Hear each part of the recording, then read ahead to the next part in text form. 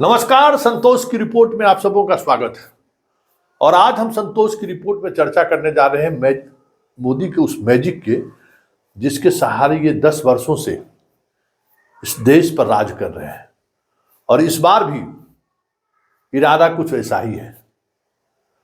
तो आखिर सवाल तो है ही ना कि मोदी का मैजिक है क्या। मोदी का मैजिक है हिंदुत्व, मोदी का मैजिक है भारत पाकिस्तान, मोदी का मैजिक है लव जिहाद, मोदी का मैजिक है गौहत्या। मतलब तमाम ऐसे इशूज जिससे हिंदुओं की भावनाओं को कैसे हम भड़का सकते हैं या एक्सप्लॉइट कर सकते हैं। अभी तक गुजरात के मुख्यमंत्री के रूप में हो या फिर देश के प्रधानमंत्री के रूप में हो, यही इनका मैजिक है। मतलब ये इनका एकदम फेवरेट पिच है, जिस पिच पर ये बहुत ही सहज बैटिंग बॉलिंग करते हैं। और संयोग ऐसा रहा है कि गुजरात में भी और इनके प्रधानमंत्री बनने के बाद इस देश में भी बहुत सारे ऐसे नेता रहे हैं जो इनको इस फेवरेबल पिच पर खेलने का मौका देते रहते हैं। याद होगा पिछले बार मणिशंकर अय्यर भारत पाकिस्तान को लेकर कुछ इसी तरीके का बयान दे दिए थे, और उसके बाद जो चुनाव हुआ, जिस तरीके से चुनाव हुआ सबके सामने है। ये उस पिच को खोजते रहते हैं, प्रयत्नशील रहते हैं। लेकिन इस बार बात कुछ जुदा जुदा है। मतलब राम लला के विराजने के बावजूद भी वो चीजें कंटिन्यूटी में नहीं रह पा रहा है। एक दो दिन में वो उसकी हवा निकल जा रही है। मतलब हवा जो 2014 और 2019 में जो हवा बन रहा था ना, जो बना था, उस तरीके की हवा बनता हुआ नहीं दिखता है, तुरंत फेल कर जाता है।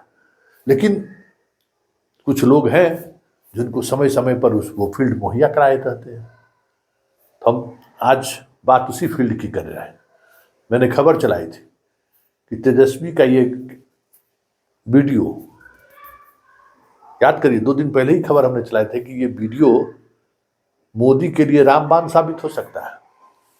क्योंकि ये भले सफाई दे रहे थे कि भाई हम तो बुद्धि का टेस्ट ले रहे थे। वाह, बीजेपी वाला बुद्धि टेस्ट आप लीजिएगा। अपना बुद्धि क्या है सो भगवान मालिक है, सब देखिए रहा आपके बुद्धि को। और टेस्ट लेने चले थे भाजपा की बुद्धि पेट में, फंसा दिए। तो आज लेकिन एक बात है कि इस बार मोदी ने बड़ी सावधानी बरती है। क्योंकि सावन हो चाहे दुर्गा पूजा हो, इस देश की विविधता को मोदी ने समझ लिया है। बहुत सारे देश में बहुत सारे इलाके यहाँ हैं जहाँ इस दौरान भी लोग नॉन वेज खाते हैं। तो इस बार लेकिन अपना वो टोन बदल दिया। क्या टोन बदला है और कितना मारक तरीके से इस तेजस्वी के इस नादानी पर गुगली फेंका है। एकदम क्लीन बोल्ड वाला गुगली है वो, जरा आप भी सुन लीजिए। वीडियो दिखा दिखा करके लोगों की भावनाओं को चोट पहुंचा करके किसको खुश करने का खेल कर रहे हो। सावन के महीने में वीडियो दिखाकर वो मुगल के लोगों के जमाने की जो मानसिकता है ना, इन्हें लोगों की भावनाओं से खिलवाड़ करने में मजा आता है। ये लोग सावन में कोर्ट ने जिसको सजा की है, जो जमानत पर है, ऐसे एक मुजरिम के घर जाके सावन के महीने में मटन बनाने का मौज ले रहे हैं। इतना ही नहीं, उसका वीडियो बना करके देश के लोगों को चिढ़ाने का काम करते हैं। कानून किसी को भी कुछ भी खाने से नहीं रोकता है और न ही मोदी रोकता है। सभी को स्वतंत्रता है कि जब मन करे वेज खाए या नॉन वेज खाए। लेकिन इन लोगों की मंशा दूसरी होती है। जब सब मुगल यहां आक्रमण करते थे ना, तो उनको सत्ता राजा को पराजित करने से संतोष नहीं होता था, जब तक मंदिर तोड़ते नहीं थे। जब तक श्रद्धा स्थानों की कत्ल नहीं करते थे, उनको संतोष नहीं होता था, उनको उसी में मजा आता था। वैसे ही सावन के महीने में वीडियो दिखाकर वो मुगल के लोगों के जमाने की जो मानसिकता है ना, उसके द्वारा वो देश के लोगों को चिढ़ाना चाहते हैं और अपनी वोट बैंक पक्की करना चाहते हैं। ये वोट बैंक के लिए ये चिढ़ाना चाहते हैं। आप किसे चिढ़ाना चाहते हैं? नवरात्र के दिनों में अपना नॉनवेज खाना, आप किस मनसा से वीडियो दिखा दिखा करके लोगों की भावनाओं को चोट पहुंचा करके किसको खुश करने का खेल कर रहे हो? मैं जानता हूं, मैं जब आज ये बोल रहा हूं, उसके बाद ये लोग पूरा गोला बारूद लेकर गालियों की बौछार मुझ पर चलाएंगे, मेरे पीछे पड़ जाएंगे।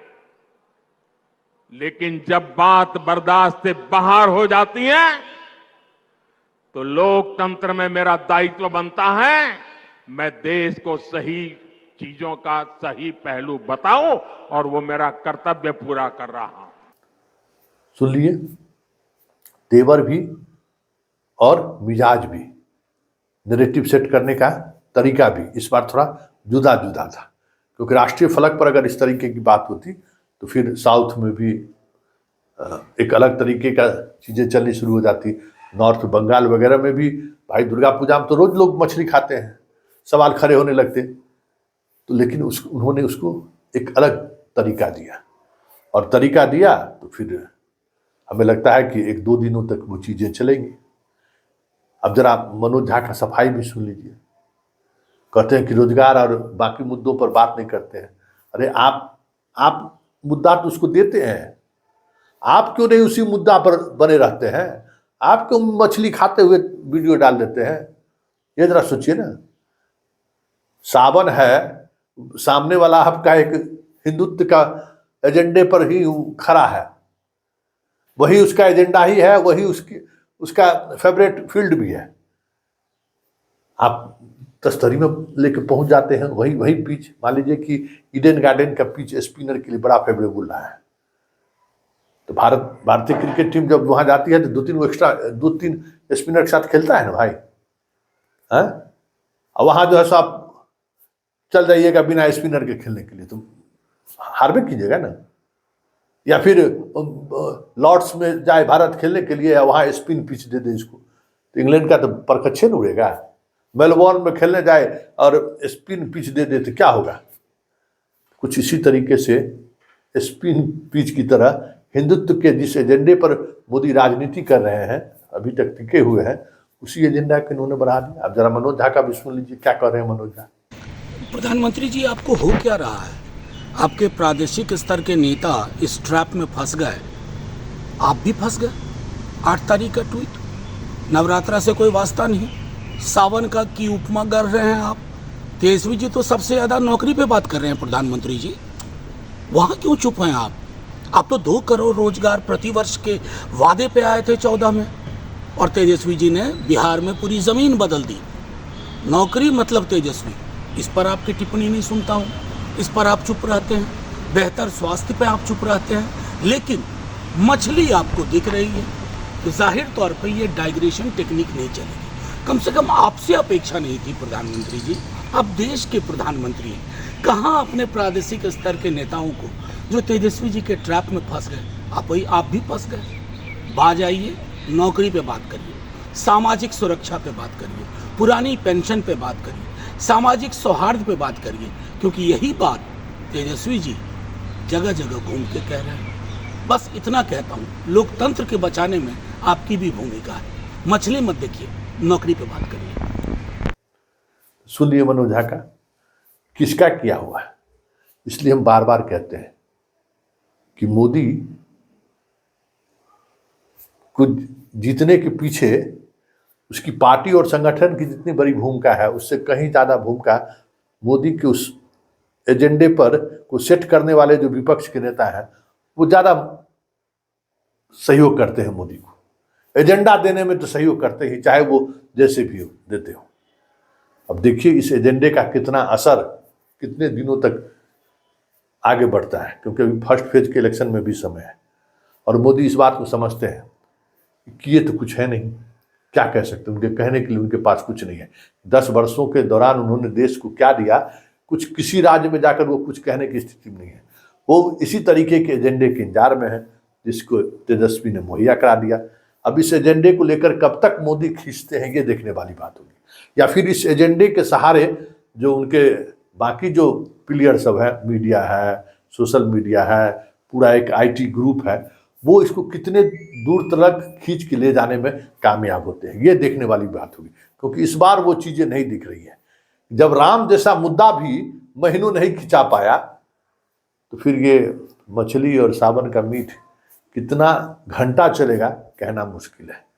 लेकिन इससे इतर एक बड़ा सवाल है कि विपक्ष जब इस तरीके से तस्तरी में लेकर मोदी को उसका खुद का एजेंडा मुहैया कराएगा तो फिर जनता ही नहीं कुछ कर सकती है। क्योंकि इस बार तो लड़ रही है जनता मोदी से, कोई पॉलिटिकल पार्टी नहीं लड़ रहा है, ये साफ दिख रहा है। न राहुल लड़ रहा है, न क्षेत्रीय दल लड़ रहा है। अब बिहार में देखिए न, अभी तक टिकट तक वितरण नहीं कर पाई है कांग्रेस, देख लीजिए हाल। इसलिए मोदी से जो कोई भी लड़ रहा है, मोदी से जनता लड़ रही है। कोई पॉलिटिकल पार्टी नहीं लड़ रहा है, मोदी से जनता लड़ रहा है। और अब देखना यह है कि जनता मोदी को सर आंखों पर बिठाती है या फिर उनको बाहर का रास्ता दिखाती है। पॉलिटिकल पार्टी लोग तो मोदी को तस्तरी में लेके 2024 देने को तैयार है, चाहे वो ममता हो, चाहे अखिलेश हो, चाहे तेजस्वी यादव हो। राहुल भी इससे इतर नहीं है। बहुत कम लोग हैं जो लड़ रहे हैं।